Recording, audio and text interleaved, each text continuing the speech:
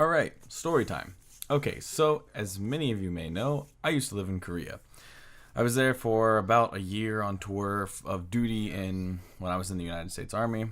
I got to see a lot of the culture of Korea, from the party scene to the farmlands and smaller, like non-touristy spots. I would recommend that if you are ever going to Korea, you should definitely experience as much of it as you can. When I went there, I did as much as I could. Like, as much. I partied with my friends. I climbed mountains. Lots of mountains. Too many mountains. I went to as many tourist attractions as possible, including the War Memorial in Korea. I ate street food, and it was amazing. All the food in Korea is outstanding. They even have a Korean hockey league. The best team, naturally, of course, being the Anyang Hala.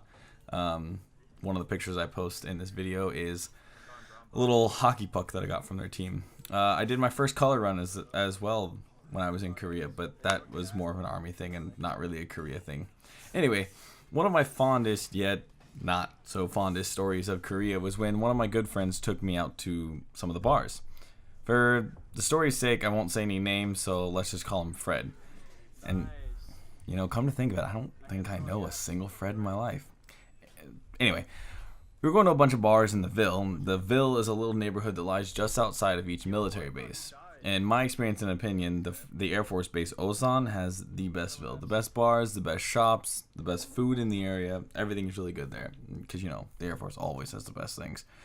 Anyway, we're going out to the bars near in the Ville near Camp Humphreys. And we started out small because, we've all heard the stories of, Korean mafia basically operating in the area. And they were known for, pushing drugs and human trafficking, and we really didn't want anything to do with any of those things. So we started out at a small bar, which was really cool because they had darts and a few things to do. They had $1 soju shots, and if you don't know what soju is, it's like a Korean rice liquor that doesn't taste like anything. If you mix it with Kool-Aid, it tastes like Kool-Aid, so it's really good for mixed drinks. And they had shots of them for $1, so you could have 18 shots for $18, and it was really nice. And I totally didn't have a night where I took 18 shots and woke up woke up from a blackout drunkenness. But anyway, they also let us pick our music off of YouTube. They had a little computer we could type in songs on YouTube and play our own music. So it was really nice, and we enjoyed it, but it was a little too small, so we went to a next bar.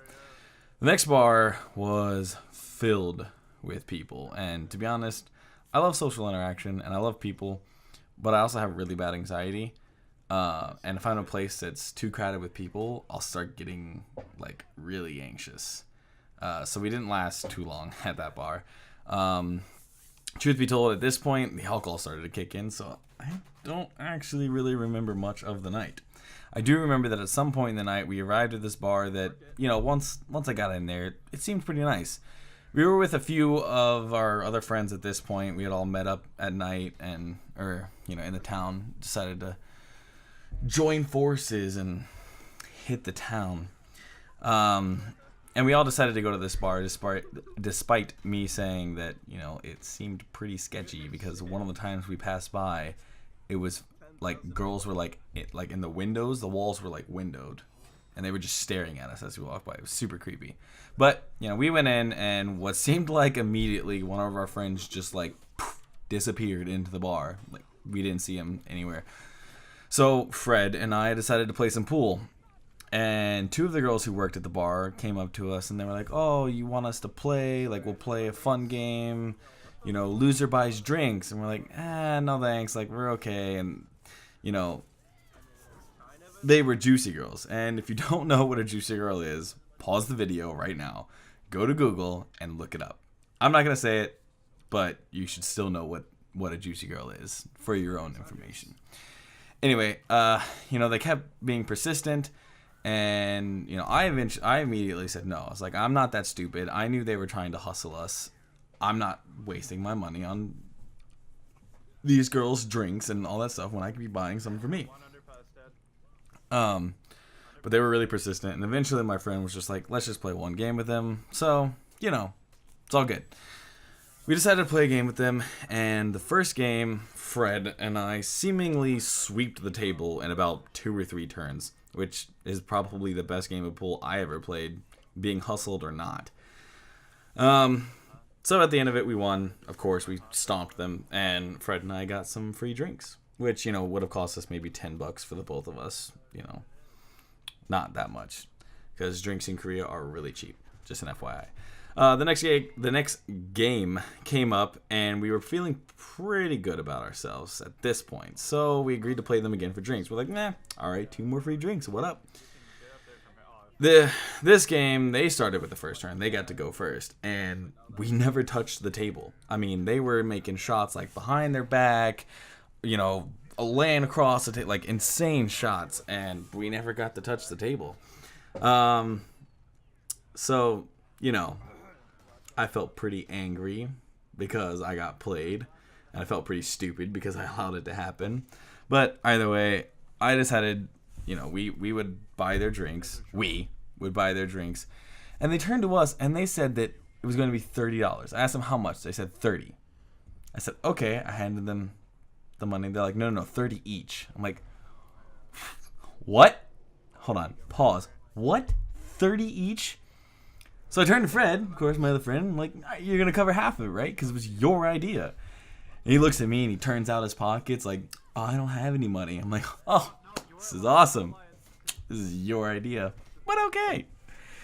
You know. So I took out 60,000 won, which is the Korean currency, which 60,000 is approximately $60 in United States dollars. Handed them the bills, and you know, at this point, I didn't want to play pool anymore. So I was like, "Hey, Fred, let's go find our friend." So he's like, "Yeah, we can take a break from pool." We moved further into the bar, and eventually, after probably like 10 minutes of looking for the guy, and this isn't a very big bar, but it was crowded with people once you got actually inside the bar, we found him surrounded by these girls. We knew what was going on because these girls were juicy girls. So Fred and I kind of looked at each other and we're like, yeah, all right, we're going back to the pool table. You know, we decided to play pool some more. This time we said no to the juicy girls playing pool with us because F that. We're not about to waste money. And we pretty much just played pool until our friend returned from his escapades.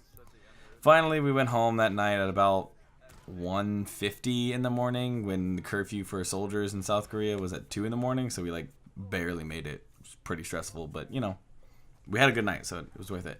The next morning we woke up and we went back into the Ville because one of our friends apparently left his wallet out in the Ville, like out in the town or whatever. So we travel all over the town, like retracing steps, trying to find this wallet, which is like trying to find a needle in a haystack. It's a huge area for a little leather wallet, but I mean, it had his ID in it, his cards, everything, so we had to find it. Actually, it didn't have his ID in it because he still was able to get back on post. So but it had his card and stuff like that. So we travel all over the town trying to retrace his drunk steps. He's like, I think I went here. Maybe I went here. I don't really know.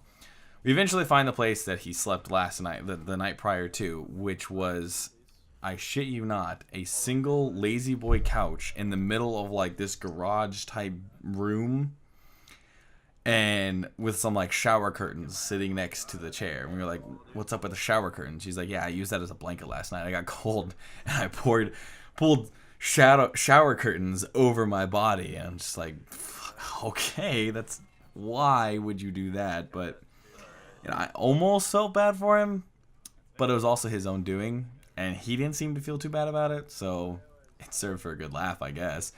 But anyway, long story short, we never found his wallet. You know, probably got stolen by Juicy Girl so that she can just run off with the money. Fucking Juicy Girls. Anyway, so I guess this is the part where I tell you to subscribe to the channel and all that. So yeah, leave a like and comment. Let me know any other stories you want to hear from me in the comment section. Thank you guys and girls for watching this video, and have a wonderful day. Oh yeah, and don't play pool with Juicy Girls.